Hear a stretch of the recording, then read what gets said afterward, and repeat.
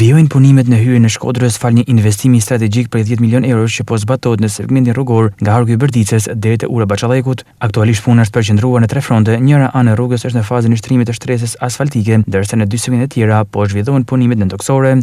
Ndërkohë ka nisur dhe faza e realizimit të pilotave për ndërtimin e urës së re. Për shkak të fluksit të shtuar të automjeteve gjatë sezonit turistik, puna është organizuar në mënyrë që të shmanget sa më shumë bllokimi i trafikut, duke garantuar qarkullim të vazhdueshëm për banorët dhe vizitorët. Aktualisht punimet në hyrjen e Shkodrës në segmentin nga thesa Vilipojës deri në ura e Bunës. Punimet po ecën shumë mirë. E kemi ndarë në 3 segmente. Në një segment për 500 metrash kanë filluar shtresat asfaltike. Në 2 segmente të tjera po punohet me infrastrukturën nëntoksore, në kuptoj kanalizimin e ujit të shiut, linjat e rezervë, ndryshimi rrugor etj. Gjithashtu kemi filluar punimet dhe tek ura e Baçallekut.